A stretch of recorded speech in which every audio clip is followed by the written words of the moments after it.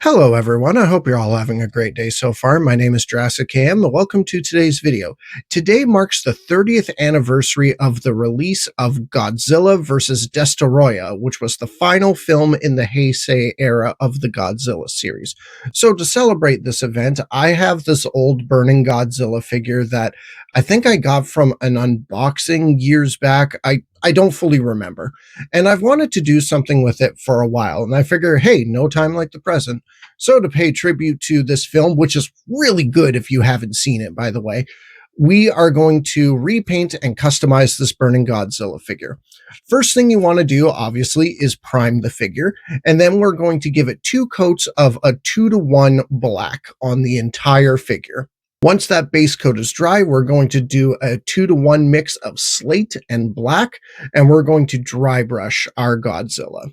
Once the dry brush is set in, we're going to do a 5-to-1 mix of bright orange and slate for the eyeballs. While we wait for the eyeballs to dry, we're going to do a 3-to-1 mix of blush pink and African violet for the mouth interior. Then we're going to do a 1-to-3 wash of Storm Cloud Gray for the claws leading on to the fingertips and toe tips. Now let's go back to the eyeballs. We're going to add some black dots on them. Then we're going to do a 3-to-2 mix of African Violet and Deep Red for the tongue. Then we are going to very carefully add bright orange for the iris on the black dots. And while we wait for that to dry, we're going to do antique white for the teeth and claws. This step may require 2 coats, just as a heads up. Finally, we're going to go back to the eyes for one last time, and we're going to use black very carefully for the pupils and the ear canals. We're going to do a 1-to-1 mix of Amish gray and antique white. We're going to mix that 2-to-1 with water, and we are going to paint the smaller dorsal plates running down the spine and tail, and the edges of the last 5 plates with any significant mass. This step is very time consuming, and it does require 2 coats. Once that paint is dried, we are going to do a 5-to-1 to 1-to-1 mix of orange, slate, golden brown, and yellow.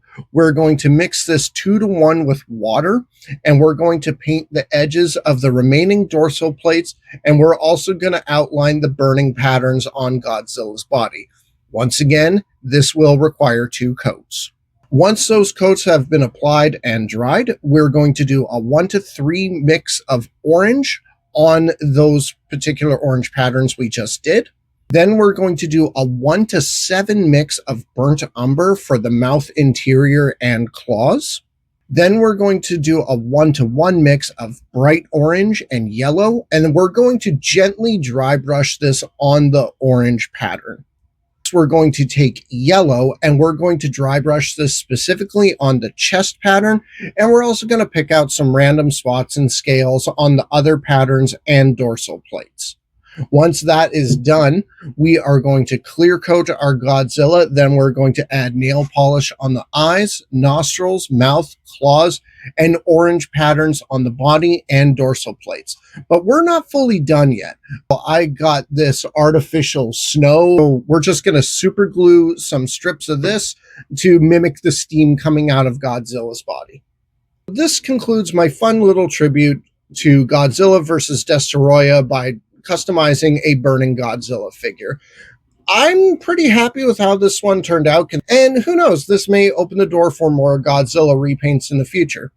Folks, if you've made it this far into the video, I do want to thank you so much for taking the time out of your day to watch it. If you like what you see, be sure to give the video a like, subscribe to the channel, ring the bell for any future notifications, and share this video around.